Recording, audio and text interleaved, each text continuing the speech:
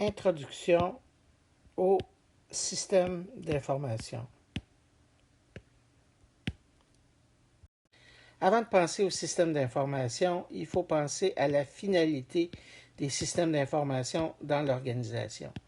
Toutes les organisations ont une proposition de valeur. Qu'est-ce qu'ils offrent à leur clientèle ou qu'est-ce qu'ils souhaitent offrir à leur clientèle? Ils doivent ensuite avoir la capacité technologique ou technique de produire cette proposition de valeur-là et finalement être en mesure d'extraire la valeur. Donc, c'est ici que peuvent venir jouer les systèmes d'information. Et dans les cas où la proposition de valeur est une proposition technologique, les systèmes d'information peuvent jouer un rôle là aussi. La deuxième chose à prendre en considération, c'est l'environnement dans lequel se trouve l'entreprise. Donc, il existe des produits substituts, des produits de remplacement, des fournisseurs et des clients. Selon la structure de l'industrie dans laquelle l'entreprise va se trouver, le pouvoir va être soit avec les fournisseurs ou avec les clients. Donc, c'est important de comprendre quelles sont les forces en puissance ici. Et finalement, il y a des produits de remplacement, donc qui vont être limités par les barrières à l'entrée. Et les produits de substitut, c'est-à-dire ce que les clients pourraient choisir au lieu de choisir nos produits, mais qui feraient essentiellement le même travail. Une fois que ça leur a été déterminé, l'entreprise va être en mesure de définir sa stratégie. Donc, les hauts gestionnaires de l'entreprise déterminent la stratégie qui va se mettre en place par les managers, par des tactiques au niveau opérationnel, qui vont résulter donc dans les actions. Donc, ce que les employés, ce que les travailleurs, les acteurs individuels dans l'entreprise vont devoir faire pour réaliser la stratégie et pour créer la valeur.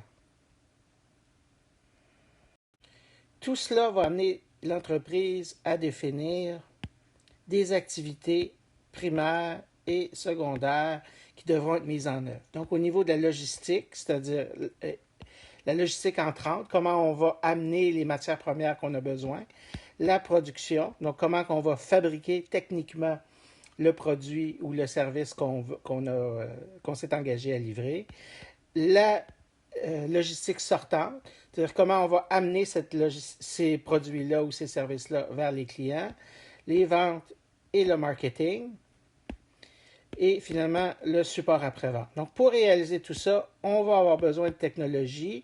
On va aussi avoir besoin d'autres éléments de support, donc les ressources humaines, les individus qui vont réaliser les tâches.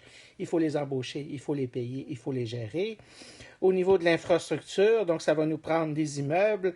Et finalement, au niveau finance, donc il va falloir gérer l'ensemble des aspects financiers de tout ça. Donc, les processus d'affaires se retrouvent ici. Donc, dans l'exécution des activités primaires, on a ici les principaux processus d'affaires qui vont être créateurs de valeur pour l'entreprise. Et pour appuyer tous ces éléments-là, donc on va devoir mettre en place un certain nombre d'éléments secondaires. Et là, ici, ce sont des coûts pour l'entreprise. Ce n'est pas des éléments qui sont directement créateurs de valeur. Alors, c'est par la différence entre ces deux éléments-là, donc, que l'entreprise va arriver à extraire la valeur de ces processus d'affaires, donc de réaliser la valeur qu'on a parlé au début. Donc, tout ça nous ramène donc à l'élément technologie. Donc, l'élément technologie, ayant en particulier les technologies de l'information, donc, sont composés d'équipements, le hardware, de logiciels, les softwares, des données qui sont nécessaires, qui sont utilisées par les softwares, mais surtout des processus d'affaires. Donc, c'est ce qu'on met dans le software, dans les logiciels. Donc, les processus d'affaires qui servent à réaliser les éléments, les activités de notre chaîne de valeur. Et finalement, les individus, donc nos employés, qui sont les gens qui vont utiliser les systèmes d'information.